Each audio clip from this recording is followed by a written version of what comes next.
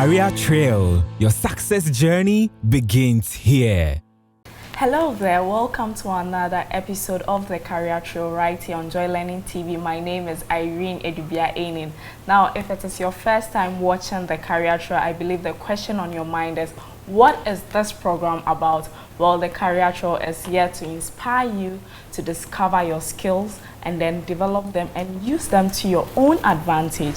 Now, we know that unemployment is one challenge that Ghana is currently facing. So in the face of unemployment, you have to sit at home and cry all day. You have to indulge yourself in social vices. Definitely not. That is why we bring on board personalities who have over the years used their skills to their advantage, and today they are making millions. And so we have here an amazing personality. But before we delve into the conversation, let's take a look at her profile video. This week on Career Trail, who is our guest? Hello everyone, my name is Janet Sunkwa Mills, CEO of JNM Salon and Spa. I'm joining you today because I want you to tune in to Career Trail on Joy Learning TV. This Saturday, remember, is this Saturday at 4 p.m. Make a date. I'll be looking forward to seeing you. Your guess is right. So I have here with me Auntie Janet. Yes, you know her as a judge on GMV, where she would correct mistakes made by contestants and also applaud them when their performances are great. But aside that, do you know that Auntie Janet left her corporate job to pursue her passion? Why did she take that bold step? And what is this new passion she discovered? Well, she's here on the Career Trail and she will be answering that. How are you? Oh, I'm fantastic. How are you? I'm fine. Welcome. It's so good to see you. Good to see you too. And it's my first time being interviewed by a very young and vibrant young lady. I'm very pleased. So I give you kudos for that. Thank you Congratulations. very much. Thank you very much. How was business? Business is good, but in Ghana, you know, business has its ups and downs because you're never sure of the environment. Policies come in and go, costs keep increasing in and out. But all in all, it's been great. And I say kudos and thanks to all our loyal clients. Okay, all right. So as I mentioned earlier, we know you as a judge on GMB, and I believe most people even don't know the full name. Always says Auntie Janet, Auntie Janet. So who is Auntie Janet? Okay, well, my maiden name is Janet Mingo. Okay. So I am a Ga. My marital name is Janet Sunkwa Mills. Okay. So I've been married for close to 30 years. My husband and I have been dating for a very, very long time. Wow. We've been married for a long time as well. And we are blessed with 2 sons. Wow. So Auntie Jane, basically, I have four other siblings, but they are all men. So you you can imagine that. Yes, my world is full of males, but it's very interesting that life has thrown at me so many different types of women in my life. So how about life? How was life for you while you were growing up? Well, life is very interesting. I always tell myself life is to be enjoyed, and life is what you make it to be. The key is in identifying who you truly are. So I grew up, I spent most of my life with my grandmother and my mom in South Labadi Estates. And then we moved into different places. And here we are. First of all, I went to Mampong Girls Middle School. It was a boarding school, so I started being independent very, very early. At what age? Oh, was it 11 or 12? Boarding school at age 11. Yes. So that journey of my life led me to where I am today. Because it was a girls' school, and there was an old lady in the compound, relatively old, and I developed a friendship with her, interestingly. And I'll go and do her hair, I'll go and help her wash her clothes and everything. And she used to say, you know, I think you have a knack for looking after people and for, you know, making people feel good. So later in life, you can consider that, well, I did nothing with it because, you know, I was just being myself with the old lady. And then I went to Manly Secondary School. I did Form 1 to Form 5 there. Okay. All in all, I didn't know what I wanted to be in life. So if you're listening to us and you think, oh, Auntie Jane, I still don't know what I'm looking for in life, just calm down. It's never too late. And then from there to sixth form at Tema Secondary School. Then I proceeded to the University of Ghana, Legon, where I did my first degree in linguistics. Okay. So in English, that's why sometimes you hear me coming out with a few big words here and there on GMD. On GMD. Yes, and I did Russian as well. Oh, wow. But the thing is, I love languages. Most of the Ghanaian languages in Ghana, I can speak or understand them. So I love languages. And it's because I just love engaging with people, and I like to meet people in the language in which they are most comfortable. So although I speak English a lot, I speak English well, but I try not to speak English when I meet you. The first thing I'll do is try to figure out which of the local areas you're coming from, and then I'll switch into that language. So if I figure out that you speak Ga, I'll speak Ga. If you speak Twi, I will. If you speak Ewe, I will. If you speak Hausa, I'll say a few words just to break the ice, and then we'll go into English. But I just love engaging with people. Okay, because when I stepped in, I even heard you speaking French. Yes, I do speak French as well. Wow. I'll tell you about that story. And then, so I did my first degree, came out with first class honors. Hey, congratulations. Thank you so much. And then from there, I went on to do my MBA. Focusing on marketing. So by profession, I'm a marketing consultant. So that's the educational part of my life, but subsequently there have been so many other trainings here and there, but yes, that's the educational part of my life. Okay, yes. Okay. So talking about still on education, yes. At senior high school level, what course did you pursue? In my time, there was no senior high school. Okay. There was O-level and A-level. So it was arts. I remember after my O-level, the grades were good. I don't remember them one by one. By Manly School, when your grades were high, you were encouraged to pursue the sciences.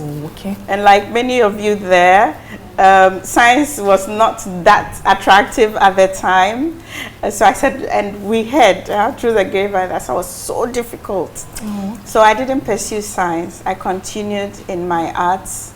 And then after A-level, I still did linguistics and languages basically. Okay, so you mentioned that you hadn't discovered by then what you wanted to be in. Not at all. So why that step to do pursue marketing? Okay, so you know what? You grow in life, right? And you are exposed to so many other things. So you kind of figure out things as you go along. But I had mentioned earlier before that I loved engaging with people and I loved making people happy. And basically, I'm very inquisitive, very curious by nature. So I like to understand things. And if you're one of the people who like to understand things, if you're in the sciences, you probably be doing engineering and stuff like that. Or if you're inclined and you're very curious, you probably be going to the medicine area because you're fascinated by how things turn out. But when you're in the arts, either you are an artist, because, and the other thing too, I'm super creative. I'm very creative on the spot. So marketing came to me naturally. Problem solving and finding solutions to people's needs, understanding what people want. So I just want to make it clear that marketing is very different from selling. So if I'm selling a brownie in Cartier, doesn't mean I'm engaging in marketing. It doesn't mean that I am a marketer. Do you understand? If you like, we can go into that a little bit more. But there's a difference between marketing and sales. So if I'm selling the brownie in Cartier, as you mentioned, that is selling. That is selling. And then marketing is? So marketing, you will take a step back. You would have done your research and figured out that people in this area enjoy a brownie kati to satisfy, let's say, their hunger, right? You would have done that pre-research job already. And then you will go into product development. In this case, the one who fries their brownie kati. That would be, in very simplistic terms, that would be the product development part of it. So they will fry their browning kati, they will package it in rubber bags, label it or whatever. We can delve deeper into research, consumer insight and packaging and etc. But I'm really bringing it down to the very, very basic level. Okay. So marketing will tackle their consumer insight, try to understand if their needs, identify what the solution is, go into product development to help come up with a product and packaging. They'll go in further even into the communication part of it, the brand promise, brand tagline, everything is marketing. When marketing is done its job, it gives the product to the sales team. Okay. In this case, this hawker or whoever is selling their browning kati. So at the end of the marketing journey, you meet the salesperson who brings the product to the end consumer. Okay. So that's a broader yeah, and in okay. very simplistic terms, that's what okay. marketing is. All right, thanks for the education there. You're most now, welcome. I want to ask how many businesses you have currently? How many businesses? Yes. Well, I'm the CEO of AfriBase Group Limited, and AfriBase Group Limited is a group of companies. So we are into agribusiness.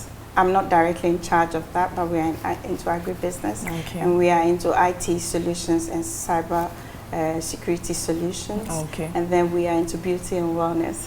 So I look after the beauty and wellness part of the group. Okay. Yes. And then at what point did you discover that you wanted to enter into entrepreneurship? So let's start the journey. Because I'm the only girl, I was playing a lot with my dolls. It sounds cliche, but it is a fact. I was playing a lot with my dolls and try to figure things out.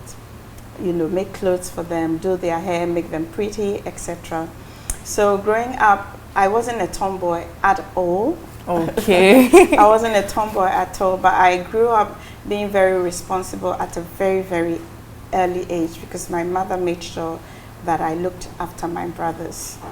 So I was a mother at a relatively very, very young age. At the same time, I'll play with my dolls and figure things out.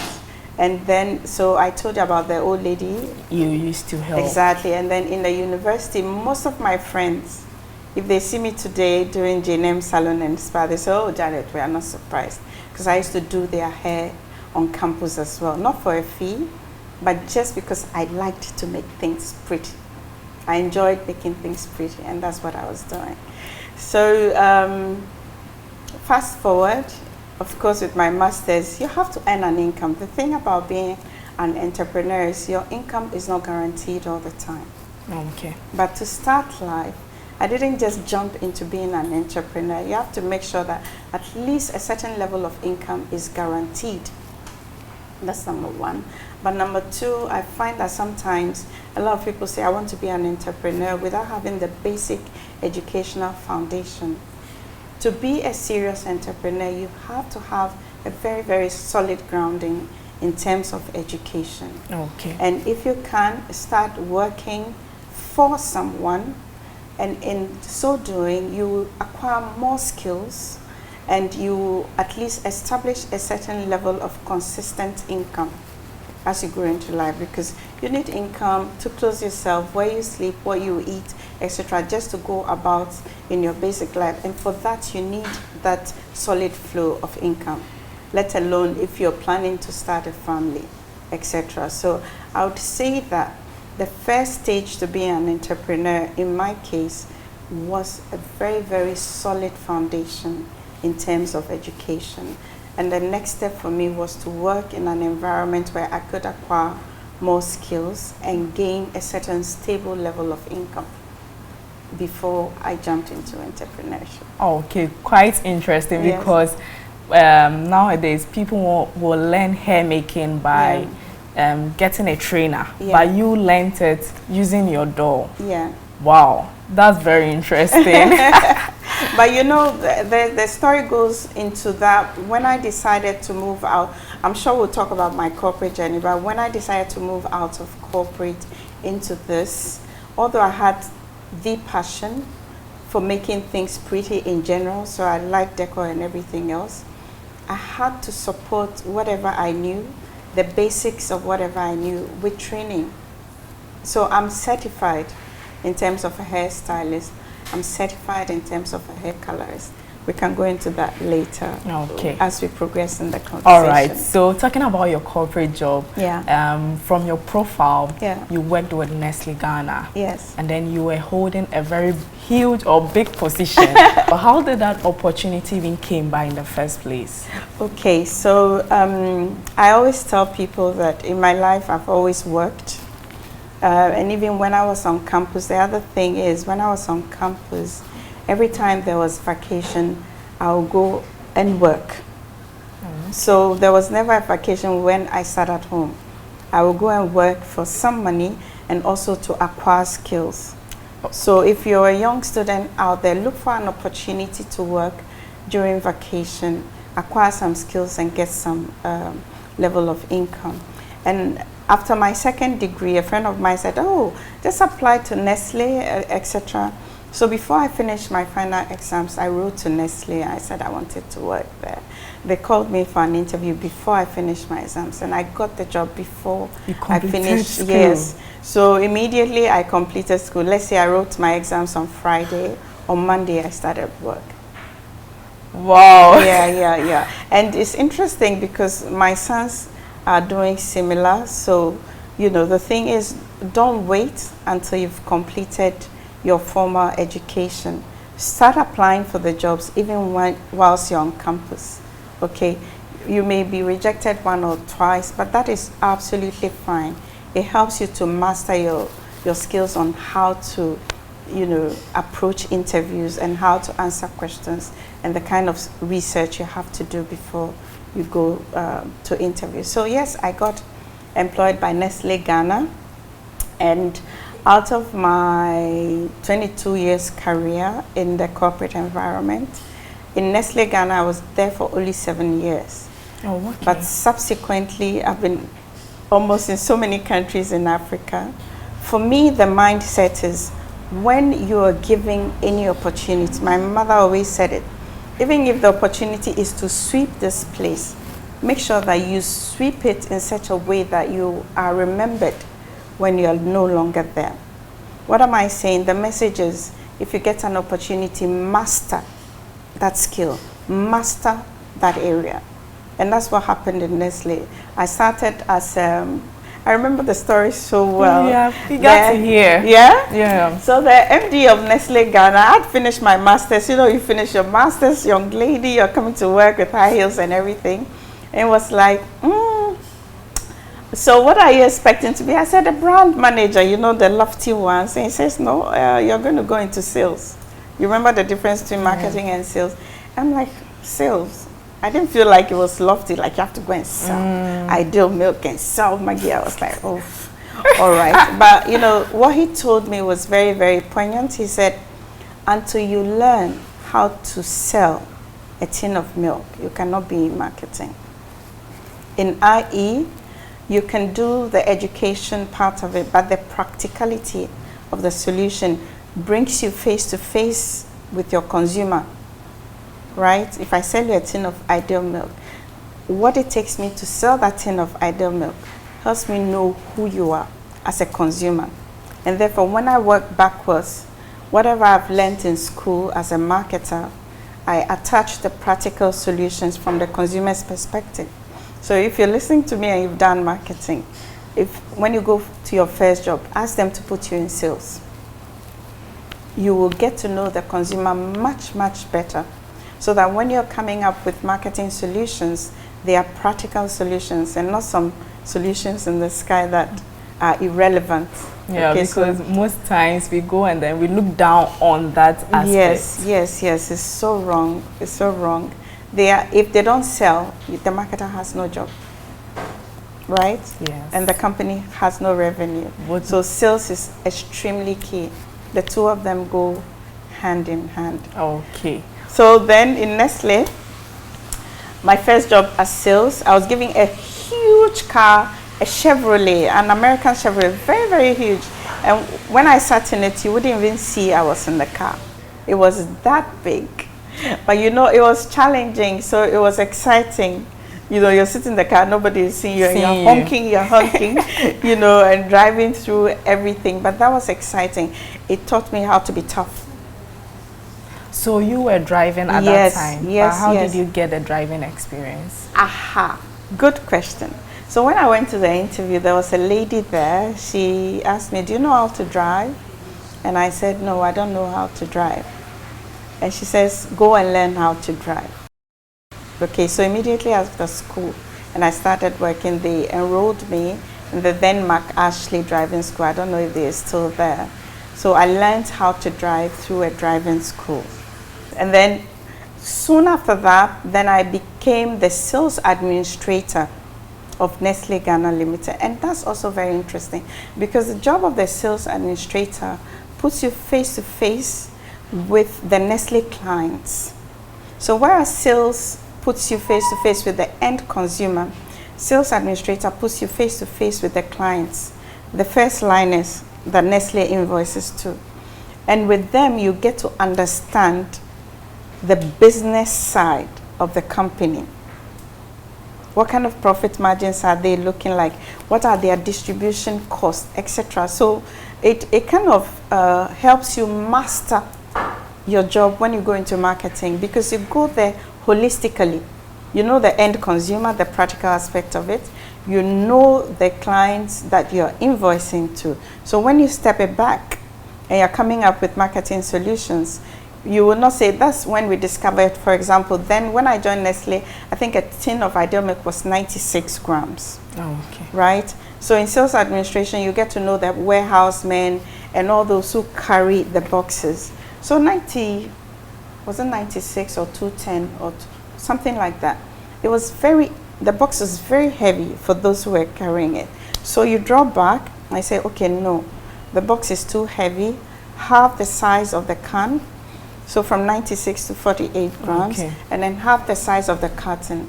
It makes it easy for the guys who are carrying it, and it makes it easy to load. So you as a marketer, okay, the consumer wants Ideal Milk. So you say, okay, let's make Ideal Milk this size, and we'll make profit margin of this. But then you've forgotten the guy who has to carry it, the distribution part of the whole process. You know, so if you're studying marketing, my message to you, when you apply for a job, okay, you can apply for a brand manager, but it's critical that you start in sales. Try to learn as much as possible, even in sales admin. Try to understand the clients, the distribution channel, the warehousing system, everything. So when you go back into your real job as a brand manager, you can look at the whole chain end to end and come up with solutions that are relevant. Okay. Do you understand? Yes, very so interesting. then in Nestle, after a few years, then I went into brand management, what I was trained for, what I acquired the second degree for. So then it was very easy. And there was another turning point as a brand manager. It's a very, very interesting one. I went for a seminar in Switzerland, and one of our big bosses in Nestle Switzerland was, what is your role? The first thing you say is, I'm a brand manager, isn't it? Yes. Says, no. What is your job in Nestle? And I said, I'm a brand manager. He says, no, think about it again. What is your job in relation to the end consumer? I said, okay, then I was a brand manager for Maggie. I said, okay, so I market Maggie to my consumers. I thought I was being intelligent with all my masters. He says, no, again. So I go back, and then I realized that the answer was in the solutions those products bring to the end consumer. So then I said, okay, I get it. I help mothers providing nutritious solutions for their children, for their family. Can you imagine? From the perspective of brand manager of Maggie to the perspective of helping mothers to provide nutritious solutions for their family. And when you rationalize like that, your job has another perspective, right? And it becomes so interesting because when you're going to sleep, you're not thinking of, oh, what TV ad can I come up with? What radio ad can I come up with? What billboard? You're thinking, what nutritious solutions can I provide for this mother? And there, the solutions are endless. So then you can begin to talk about not only the product, but the education, the cooking program, the kind of proportion. Everything you do has to be centered around the nutritious solutions. So for example, you, right now you're interviewing me. You probably think you're doing a TV show, but that's not the job you're doing. The job you're doing is probably inspiring somebody sitting out there. And once you think about it like that, the kind of questions you ask me will be very different. You get the Yeah, take. I get a connection. So with that perspective, it was very easy for me, and I excelled in Nestle. So very soon they say, okay, Janet, go to Cote d'Ivoire, go and do the same thing. I did 3.5, 4 years in Cote d'Ivoire. You know, the problem started. Straight from Cote d'Ivoire, they're like, you're doing so well in Cote d'Ivoire, go to Nigeria. Then I went to Nigeria for 2.5 years. I come back, they say, oh, Janet, you're doing so well. Now we promote you, give you a bigger role. Then I became one of the first female business executive managers. And what was interesting was I was then posted to a new region, which was now being formed. So I became part of the management team, the regional management team, whose job was to form a region of 21 countries. You can imagine that. Don't say. I do say. And our head office was in Kenya, Nairobi. So I became part of the management team, the only female. Then I was the only black. And then we formed the region in Kenya. And I was there for 6.5 years.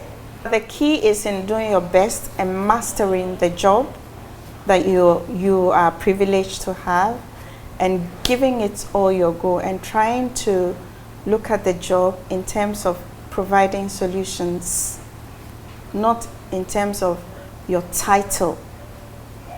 You are not a managing director, you are not a CEO, you're not a brand manager, you're not a sales manager.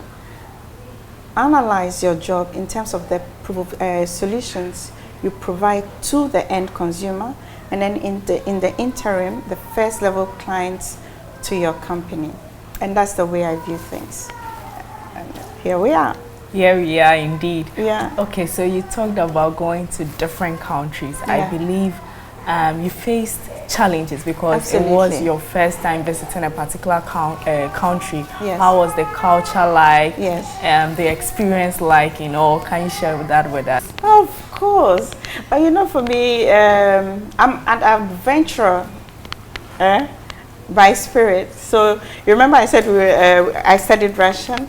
So when you study Russian in the University of Ghana, in fact, any foreign language, you get to go to what we used to call year abroad. Okay. So you got to spend 1 year in that country. Okay. Of course, I had never sat in an airplane, let alone go to Russia, let alone I'd never even seen snow or anything. And you can ask me, was I even speaking the language, but whatever. But it was really, really interesting. The exposure to a completely different perspective of life. I remember the first snow, I was like, what is this? Of course, you've seen it, you've read it in books, but the experience is so exciting. So for me, generally in life, nothing is daunting. I'm very, very open-minded, and anything I encounter for the first time, I open myself to it and try to get the best out of it. Instead of telling, oh, this is very challenging. When I was going to Cote d'Ivoire, for example, of course in O-level I'd done French. So, but I wasn't speaking it. But when I went to Cote d'Ivoire, you had to work in French and communicate in French, and that's how come I speak French. And of course, when you go to Switzerland as well, you have the opportunity to speak French and English as well. And then of course, in my career, Burkina Faso, Mali, Senegal, etc., you encounter French because that's the working language. So in Cote d'Ivoire too, it was very exciting, but the biggest one was when we were there. That was when the unrest started with the Gbagbo and everything. That was when they had the internal coup d'etat with the problems. You know, it was a political problem, but it was a mayhem. And well, all is well, I'm alive, everybody is alive, so I'm happy about that. I remember we got repatriated because we were put on a private jet. not private jet, it was an aeroplane that was rented to move us out as expats from Cote d'Ivoire to Ghana. And I remember we arrived in Ghana, and I was a foreigner in my own country because we were hosted in a hotel. You know, I said, I'm in my country, I want to go home. They're like, no, you have to stay in the hotel. You know, all the protocols had to be respected. But that was part of a learning journey for me. And then where in Nigeria was fun. A lot of people were like, Janet, you're going to Nigeria. Hey, it's a tough country. Have you heard Nigerians at this? I said, please, I'm not the type. I have no prejudices at all. Let me go there, experience, make the best out of it, you know, and learn my own lessons. So in Nigeria was a lot of fun. The market environment is pretty different from here. They are really go-getters. I like that about Nigerians. They are really go-getters. So as a business person, when you have targets, they commit and they get the target. It's very different sometimes in Ghana. Famanyame, that kind of thing. Oh, we be Auntie J. No, Nigerians are like, we got to do it, and they will deliver. So that's what I like about the Nigerian spirit. But then you travel to the northern parts of Nigeria, that environment is completely different because you are a lady encountering a Muslim environment. So even the way you look, you have to assimilate with the culture, you know, and then in Kenya as well. So all in all, for me, because of my adventurous spirit, nothing is really a challenge. I'm very, very open-minded. I go through the experience, pick the learnings, good or bad, and apply it to my life. And that's why in life, you know, it doesn't mean you don't go through problems. It's the perspective from which you see the problems, that's what makes the difference. Okay. Yeah. So you mentioned that you were with Nestle Ghana for a number of years, and then where did you move to after Nestle? I moved to GB Foods. It's similar to Nestle, but they focus in culinary products. So I was with GB Foods for 2 years, and I was the marketing director, and it was 22 countries. It was Africa and Middle East. That 21, then 22. That's why you see that I've traveled to every time. I've traveled to a lot of countries, and I've experienced a lot of countries, be they in Africa or outside Africa. So I was in charge of marketing director for Africa and Middle East, and I was part of the regional management team. So we made decisions on growing, you know, how the vision for the business within the 22 countries, etc. And then after that, into this. Okay. Okay, still on that. Yeah. You know, we live in a world where most people wouldn't want it if females are given roles. Yes. So you being a female, having males work under you, where the employees accepting that role being ascribed to you, and then here lies the case where you are a Ghanaian and then you had gone to other countries here, we're playing a very major role. Yeah, that's very interesting. That's very interesting. You know, what I always say is skills has no gender. Okay. Competence has no gender, right? Don't say because of I'm a woman, I'm a man. No, it has no gender at all. You have to prove that you can do it, and sometimes do it better. But sometimes, so because we're women, you have to prove your worth 100 times more. So having that in mind, first of all, you have to be upgrading your skills, stacking it up like plywood. At any time when you have the opportunity, stack up your skills. And this goes for both males and females anyway. The second thing is when you're an expat, the assumption is that they can't find a local that can do what you can do. So you have to prove that you can do it. That you can do it and do it better. All right? So, and it runs everywhere. Check, if you travel, find a taxi driver who, when you go to California, most of the taxi drivers are Asians. When you go to South Africa, most of the cab drivers or Uber drivers, they're either coming from Zimbabwe or other. The expat has an agenda. I have to do it better than the locals. Secondly, I have to send money home. So you see that as an expat, you have a higher expectation of yourself, number one. Secondly, of those who depend on you. So you see that the stakes are higher, so you deliver even higher.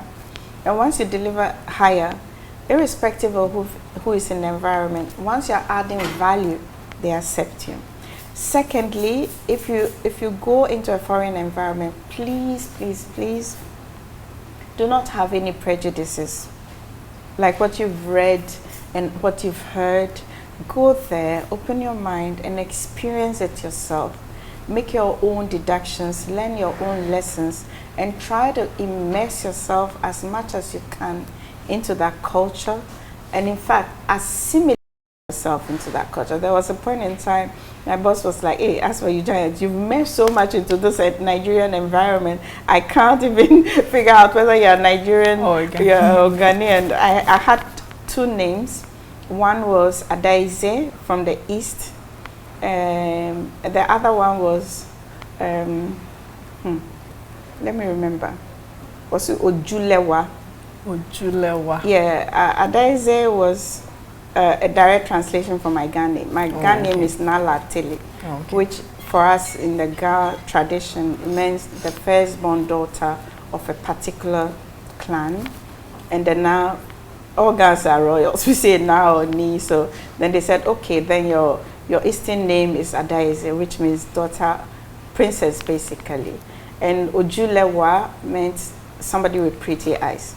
But let me caution this, I never really went on an expat mission alone, i.e. it was a decision between my husband and I. Okay. So as a woman and a married woman, for me, partnership is extremely key. For me, harmony is extremely key.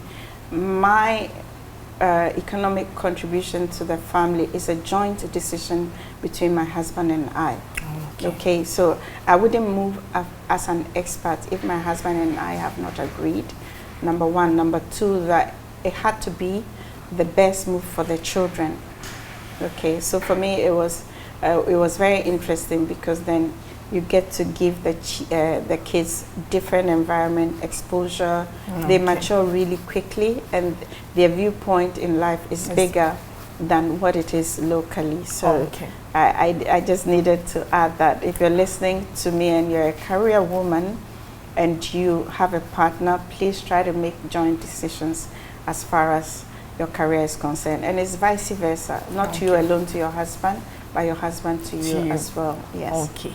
Now, the big question. I mean, you were doing so well. Yeah. You didn't find it difficult getting a job right after school. You worked. You've had so many managerial positions. You've traveled to so many countries. Why GM Salon and Spa? Why GM Salon and Spa? So that's a good question. You know, there was a turning point in my career journey. Okay.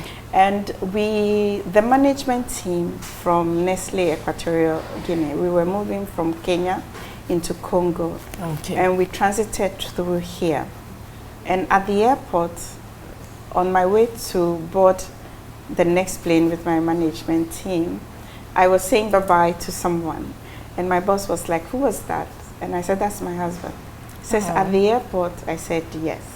And he said, why is he here? I said, no, he's also traveling to South Africa. And he was like, and you couldn't even stop one day because you're working? I said, yes. So that got me thinking, you know, but you can't be moving like that all the time. Somehow you have to be able to settle. And then the second turning point was when I was with the second company, which was GB Foods. We went to a market visit in Côte d'Ivoire, and there was a lady in the market said, no, je me rappelle de toi. It's like, I remember you. And like, where? It's like, no, tu venais ici. Yeah. Then she said, you come here, or I've been seeing you like 10 years ago. No, she mentioned the number of years. I'm like, really? Then she said, no, but then you were in a Maggie t-shirt, now you are in a Jumbo t-shirt. I'm like, okay, now, okay, you know, if this woman can remember me, it means it's time to move on. And so by then I had decided to come and resettle back home anyway. That was the first thing. And then I became a bit bored and that part of my life became a bit monotonous. So you're constantly traveling, okay. There was a time I just wanted to settle down. And of course, my husband and I discussed, and I said, you know what, I think I'm going to go on retirement before you do. Officially retirement. You know, women, we never retire. We're always working. Anyway, so we discussed together, and he says, what do you want to do? But that discussion is a deep one, because you remember I said to you, to be an entrepreneur, first, please go into a formal environment, make sure you're learning and guaranteed a certain level of consistent income. So that decision was made after, when we were sure that the children's education was taken care of, because that's very heavy in terms of fees and everything that goes with it. You can't play with that and be an entrepreneur, you know, unless your business is well established and very, very successful. But at the beginning of the journey, the income is never consistent, you know. So we made that decision only after the kids had gone a certain way. And here we are, Jenem Salon and Spa, a follow-up to my passion when I was young. So don't just say, oh, I love this. Become the master of that. So when you love something and you know how to do it, you absolutely enjoy doing it. And that's which you love, people will pay for it. Or there's a certain need for it. So you love braiding hair, you enjoy braiding hair, you're good at braiding hair, you are a master at braiding hair, people want their hair to be braided and they'll pay for it. At the junction there, that's when you have your ikigai. Because there'll be never a time when you're sad, because you love it and you're good at it. And people will pay for it because it's a solution to their needs. So you get the money and you're happy doing it. Most of the time, sometimes though, you have to be able to do things that you don't necessarily love because you need the income, you know. So like I started in sales, maybe it wasn't my passion then, but the income was coming in, and then gradually. So this is Jenem Salon and Spa. Jane M because I'm Janet, so Jane. And then M is Mills and Sunkwa Mills, so it's a no-brainer. Okay. It's a one-stop shop. We do everything hair. I'm a certified hair colorist, so I don't know if you've ever heard of Tony and Guy. Tony and Guy is in California. Oh, okay. So it's a school for hair cut and hair color. So you can imagine that I went to train for that. And then I'm also the International Career Institution in UK. I'm also an advanced diploma in hairdressing. Wow. Okay, so you would think that after the boardroom and everything, okay, so I enjoy doing hair. You have to support it, you know, because there are technicalities in it. So when you come to JNM, we don't only say, okay, we're going to do your hair. We do hair diagnosis, understand the structure of your hair and everything else before we decide which product, which color, which treatment, everything. We don't just do things for your hair. So that's the hair part of it. Then we do, of course, nails. Okay. Then in the spa, we do facials, different types of facials. The facials are solution-based facials. So when you go there, we have a machine that does skin analysis. It will analyze your skin, get you the right product. We do body cavitation. We solve cellulite problems. We do massages, all kinds of therapeutic massages. We have the sauna. We have a jacuzzi and everything else. And of course, my most precious tools here are my staff. And they are all Ghanaian, so we're happy about that. I can't see because this place is very beautiful when I entered. Oh, thank you very much. We appreciate it. It's a one-stop shop. We are Jawulu. Okay. Okay, so talking about you being a business and person, I believe there are some challenges you have encountered. Yes. Can you share with us some of the challenges and then how you overcame? So first of all, overcoming them? You know, first of all, I told you challenges are not challenges for me. They are experiences from which you learn your lessons. So my first one was a shocker because, you know, in the corporate environment, things are structured, very, very structured. And I entered the beauty and wellness, and I realized it's not even structured. It's not even regulated. I know that there are regulations coming up, but as it is now, it's not structured, very structured and regulated. So that was the first thing. And as an entrepreneur in Ghana, I quickly realized that my skills that I had learned, remember I told you I have to learn some skills, I call bankable skills, skills that can make you money when you need to. So I am my own marketing person, I'm my own HR person, I am my own supply chain manager, I am my own, well, I trained, so I am my own staff. So when you come to JNM, unless you know that I am the CEO, you might find me. In fact, I'll share some videos of me doing hair. Oh, okay. So I'm a hairstylist as well. So you may see me in there, and they're like, "Is that the CEO?" Well, yes. The CEO herself is yes, doing the yes. hair. So I'm part of the staff here, and I absolutely enjoy that. So for me, nothing is really a challenge. Of course, as a business, you're looking at your P&L, your profit and loss, and you know one of the biggest issues from my perspective is the environment in which we operate in. Costs keep skyrocketing. Okay. Whether they are the cost of inputs, because unfortunately we're an environment that a business that depends a lot on imports, but I'm so happy to see that there's so many Ghanaian entrepreneurs coming up with local solutions, especially for hair and makeup. So I say kudos to you. Please keep doing what you do so that we stop imports. Myself in JNM, we also produce some of our own products so that we don't have to import. So taxes keep going up, utility bills keep going up.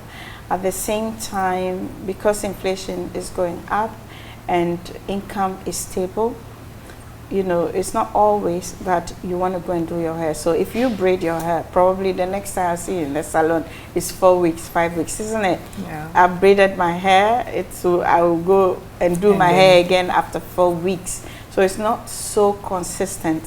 But the beauty is coming up with innovations on a daily basis, so that because people are always, oh, what's new here? What is new here? People gravitate towards new. So that's how you have to keeping your business running all the time. Come up with innovative solutions that people are interested in, and that's how you keep flowing. So yeah, I'm enjoying it. My time belongs to me, so that's the beauty about it. We have, during the COVID, of course, COVID was a tight time because, you know, the beauty and wellness is so personal and it depends on touch. Yeah.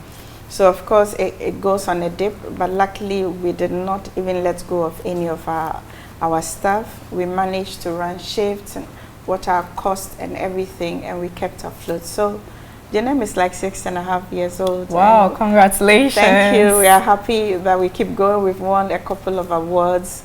We've had a couple of recognitions. So yeah, we're happy. We're happy. Can you mention some of the awards? Ghana Beauty Awards, I think 3 years ago, we won the best beauty and wellness. I will show it to you when you have time. And we say, look beautiful, feel elegant. So every time you're like, is this hair making this woman look beautiful? If yes, then tick. That this woman feel elegant, tick. If the client is sitting in your chair and she's not feeling beautiful and elegant, you know, when you're beautiful and elegant, the way you move is So if I'm not doing the hair and somebody's working out, I'm just checking it. Is this lady happy? Is this gentleman happy? If they're not happy, I'm like, are you okay? Do you think we could have done this or that? So when you sit in a JNM chair, or even up, you're in the spa, we co-create with you. We don't impose our solutions on you. You know, we co-create the solution with you. So by the time you get out of here, you know that you were part of the solution, and therefore you own it better. It's not like, wait, you know, that kind of thing. And then you get out of here, you're like, oh damn, what is this they've done on my hair? But we co-create it with you. So Yeah, so far we're enjoying it. I've met so many people, because I've been away for so long. For me, it has been a platform to make so many connections, build my network. I also belong to Executive Women Network. Oh, okay. So we can chat about that later. So what do you do there? Can you just brief us Executive on Women that? Network. Now, that is an exciting one because Executive Women Network, it started with 6 ladies who are, like they are still CEOs of MDs of some of the big companies in Ghana. They came together and decided to form an organization called the Executive Women Network. So it's a professional organization. Currently, we're about 200 plus of us in very, very top busy companies in Ghana, CEOs, board chairs, entrepreneurs, who own very big businesses in 28 industries in Ghana. Oh, okay. So whether it's a finance, insurance, you name it, you'll find us there. These are phenomenal women leaders. So we are leading women. So if I'm the CEO and etc. And then what we do, we inspire, we support and empower each other. So we have seminars, we have training programs. In fact, we have a conference coming up in November, and I am the chairperson of the executive committee of EWN. Wow. And I'm also the chair for the conference, so you can see that I have a lot on my plate, but I enjoy everything.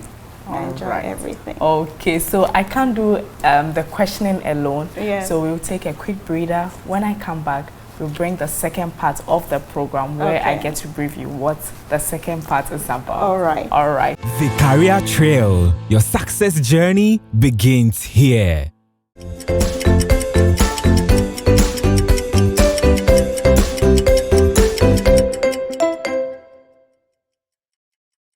Welcome back. This is still the Career Trail on Joy Learning TV. I am with the co-founder of AfriBiz Group and also the CEO of Jenem Salon and Spa, Madame Janet. Yes, today we know her as Janet Sunkwa Mills. Yes. Or Adaisi. Oh, do you want to go the Nigerian one, Adaisi or Julewa? Okay. So the second part of the program, I have here with me 3 questions for you. Oh, right. One from Facebook, one from Instagram, and then one from Twitter. Okay. So you get to choose which one you want to answer first. Any. Yes. So I can start with any. You remember my curious mind there? I'm so curious about everything. Okay, so let's take a look at the Instagram question. Okay.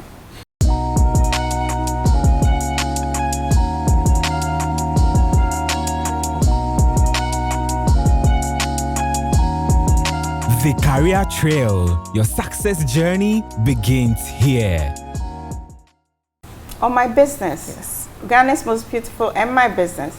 Fantastic. Good question, whoever asked that question. So Ghana's most beautiful, I say I'm part of the family. I've been doing it for 3 years now. So I'm part of the family.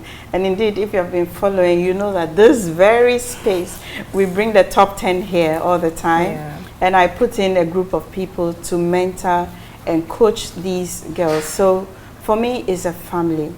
And like I always say, each one of us were created with their own personal destinies. And each one of us can be the hero or heroine of their own journeys. Okay, the key is in identifying who you truly are. So evicting someone, has it affected my business? I haven't measured it with a tape measure, but I would say no. Okay. It has not at all. And eviction is never done with a malicious intention. Okay. It's a competition, and therefore one person will win, right? We cannot have 10 or 16 winners. Having said that though, all the 16 ladies, for me, as soon as you appear on that stage, you are already a winner.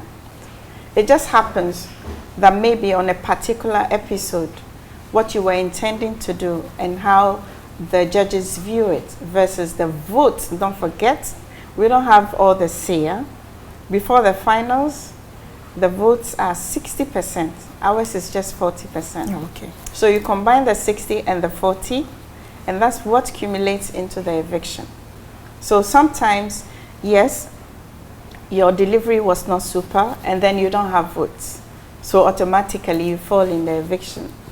So depending on your mindset on how you view eviction, you think, oh, I'm so unfortunate, Auntie Jane, blah, blah, blah. Please take it positively. Learn the lessons of that brief time that you were on Ghana's Most Beautiful, and use that platform to enhance who you are. For me, all the girls are winners. Of course, there's only one queen. We will take a look at the Facebook question.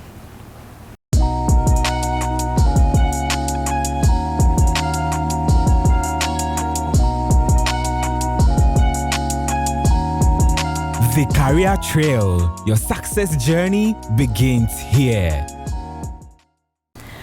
In truth, there are moments when I was like, hey, this thing. But that's when you're faced with challenges and you don't know how to get out of it. Okay. But you know, when you put your mind to it, you find solutions. When you have time, there's a book called The Alchemist by Paulo Coelho. And what that book says, the gist of it, you are your own alchemist. Do you know what an alchemist is? Okay, so when you take a raw metal and you are able to curate and transform that metal into a precious metal. So you are your own alchemist. So you can start as being a rough metal that we haven't discovered the gem in you, but you are responsible to transform yourself. And The Alchemist, that book says that when you want something so bad and you put in all the efforts and you see it from a positive perspective, the whole universe comes to support you to bring that vision into reality. You see what I mean? So there are times when I'm like, oh, should I have done this? Then I quickly go back. You are your own alchemist. And then I find solutions, and then we keep going. And that's how we kept going and going. So if you're an entrepreneur or you're facing any daunting challenges there, my message to you is you are your own alchemist. The solutions are there. You just have to go find the solutions. But trust in yourself most of all. All right. So let's take a look at the last question.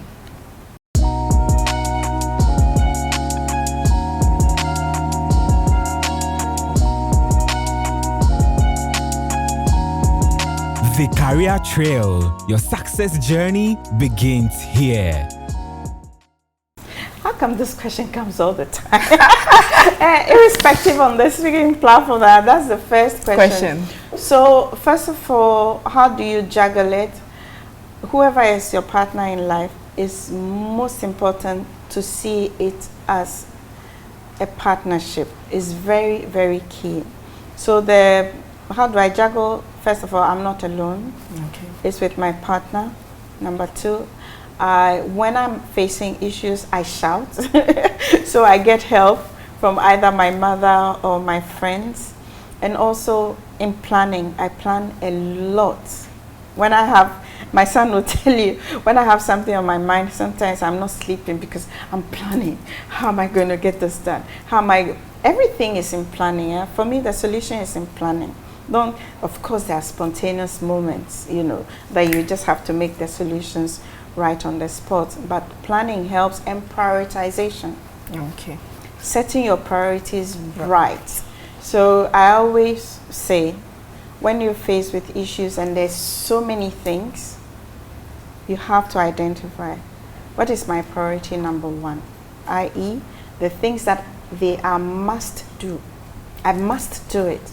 Because if I don't do it, these are the repercussions. Those ones are your priority one, and you focus your time and energy. And then there are some things that are just nice to do. Oh, okay, if I did it, it would be nice. Those ones, you can shelve it for later. You don't have to do it immediately. And there are some things that are not necessary. And sometimes I find it that women especially, we find it so difficult to say no. So you have limited time, you have limited energy, and you've identified your must-dos, the things that you need to do. And then somebody comes and says, I want this. You know, it will take some part of your time. Maybe on your priority list, it's not a must do, it's not a nice to do. You have to figure out a way to say, okay, this is a no for now. You know what I mean? And don't feel so bad if you have to say no to somebody because you don't have time. Okay, so number one is a partnership. Number two, I cry for help. Not cry, I shout for help when I need it. And of course, in life, please identify your true friends. There are people who will say they are friends, they are not your friends. Those who are happy when they see you. And of course, the vice versa applies. Those are your true friends, you know, those who will help you. Friends, family, they can help. And then prioritize. Okay. Thank you so much. I hope Auntie Janet has answered all your questions. But we have the last part of the program where we get to give Auntie Janet a task to perform. But do you even have fun at all? Looking at how busy you are. I have a lot of fun. You remember I said I like making things pretty. So I like decor. Okay. It calms me down. I love my garden. So my son and I were into orchids. So when I wake up, the first thing is to go into the garden. I get a lot of inspiration from there. I see how nature transforms itself. We as human beings, we are part of nature. So transformation, in fact, we are built to be transformative. We are engineered as human beings. So if you're listening to us and you're static, please. Nature is meant to be transformative. That's number one. In my garden, I learn lessons of resilience, because a plant that you've chucked somewhere, nothing will happen. Suddenly you see it sprouting. So you're like, nature is resilient. I can be resilient as well. I love animals, so I have dogs and I have a talking parrot that I get to share time with. And then my favorite one is a guilty pleasure. I love watching K-drama. It's a guilty pleasure. Which of them is your favorite? Oh, plenty. If you come to my house on Netflix, everybody knows which one is my account, because when you go there, you see all the K-dramas. I'm looking for the newest one. Okay. And I love the Chinese ones as well. Okay. So the one I'm watching now is Rise of the Phoenixes. It will be, I think, 5th October. You have it till 5th October, but it's 70 episodes. So anyway, when I want to relax and chill with no disturbance, calm moments, I go into K-drama or something. Okay. So I believe you are ready for me. Yes. Okay. The Career Trail. Your success journey begins here.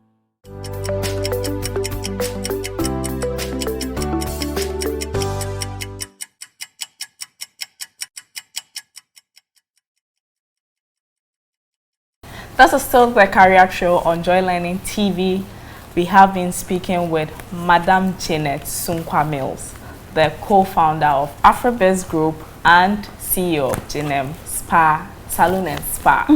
Yes. So we are the last part or the last segment of the program where we get to have some fun. So I'm going to give Auntie Janet a task, and then at the end of it, I get to judge whether she passed or failed the task. So I have here with me 2 cards. Oh my goodness. If she passes the task, I get to raise the green card. I better pass. And then when she fails the task, I'm raising the red card. Oh my God. Okay, let's go. So you're ready? All right. So, all right, let's go.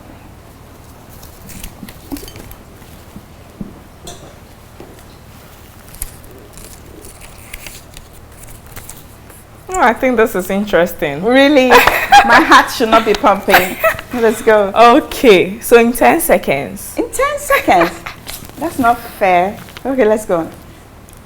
You're supposed to mention 5 countries using each letter from your first name. That's Janet. Janet? Yeah. Okay. So, and is the timer ready? Okay, let's go in 3, 2, 1. Okay, so J for Japan, correct? A for Algeria, correct? N for Nepal, correct? E for Ethiopia, correct? T for what? Tanzania. I get to raise the green cap. So Auntie Janet passed the task. All right, so before we wrap up, someone just tuned in to watch Joy Learning TV. What can you tell that person? My last words for you, if you're listening to us out there, the best thing for me is identifying who you truly are. That's where the journey starts. There are days in life that things can be daunting, but what has worked for me, and I hope it will work for you, is to open your mind and your heart, go through the experience, pick out the lessons that work for you, because in life, I believe personally that nothing is coincidental. And sometimes the very difficult things we go through, they prepare us for bigger wins ahead in life. Focus on your small wins, be happy, celebrate your small wins, and they will take you a very, very long way. In all, life is good. Enjoy the journey. Don't be too hard on yourself. Life is good. Enjoy the journey. Thank you so much, Madam Janet. My pleasure.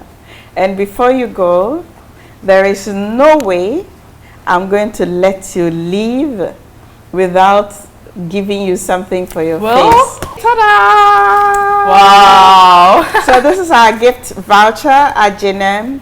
You can buy for your friends, but today is for you. Wow. So right here, we have the services. There's so many of them. So you come for your facial. This is for you. Thank you so much.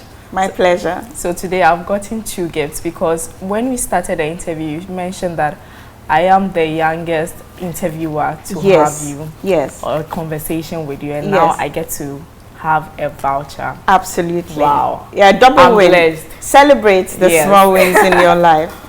Thank you so much. My I must pleasure. say I have learned a lot. What did you learn today? So today, 2 things. 2 things. Now I'm interviewing you. 2 things.